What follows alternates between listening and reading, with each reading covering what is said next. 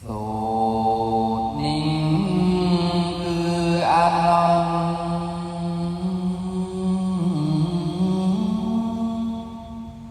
អនុត្តនភៈព្រំប្រៃ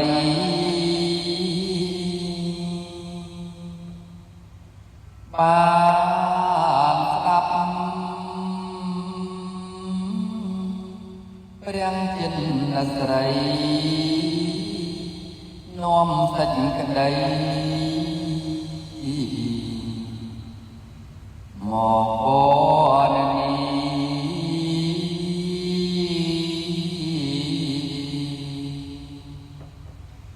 ថាមានកាលមួយថ្ងៃ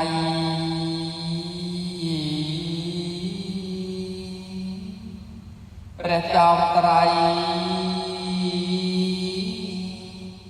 ភពភង្គវី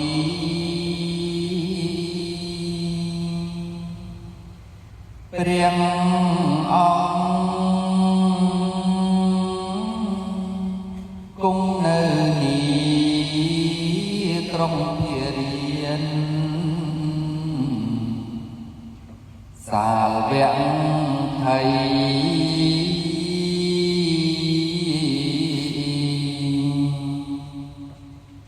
ក្នុងវត្តចេតពុន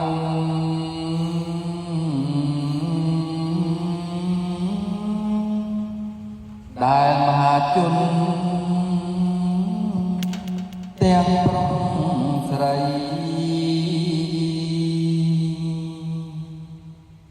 ហៅថាវត្តសេដ្ឋីងាវអាណាតខាងបនទឹក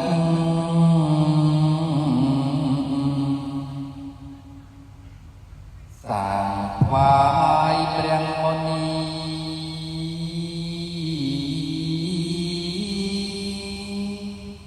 មានផែនទីភពពុនលឹកប្រគេទៀនបាយទឹកថ្ងៃយប់ព្រឹកមិនដែលឃ្លាត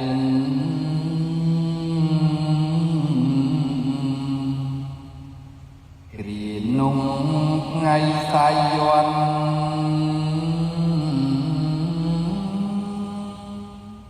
គិរីមាននន្ទមានអាពាធអានន្ទចូលអង្គពីវិតបងគុំបាតព្រះមានជោ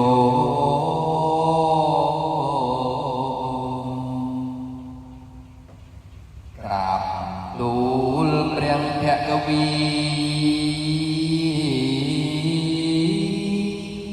ថាគិរីវិនន្ទមានរោគអាពាធក្នុងខ្លួនលោកជាទំនុន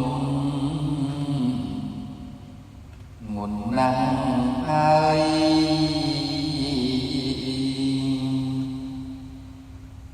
ហេតុនេះសូមព្រះអង្គជួយស្រោចស្រង់ឲ្យសាំងស្បើយមានតែព្រះអង្គហើយជួយឲ្យស្បើយស្រោស្រង់ផង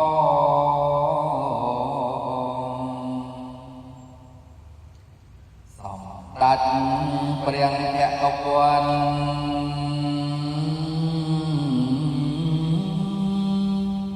ប្រងអានន្ត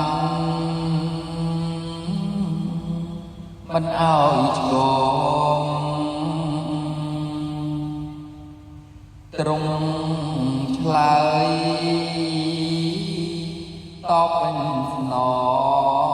ដូចបំណង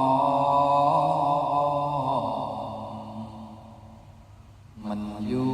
រឡើយผ่านហើយចុងអានន្តអនុត្តតទៅបានហើយជំងឺនឹងសាំងស្បើយ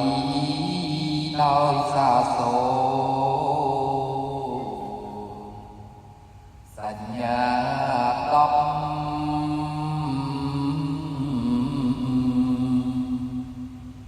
គិរីនន់នៅនោះ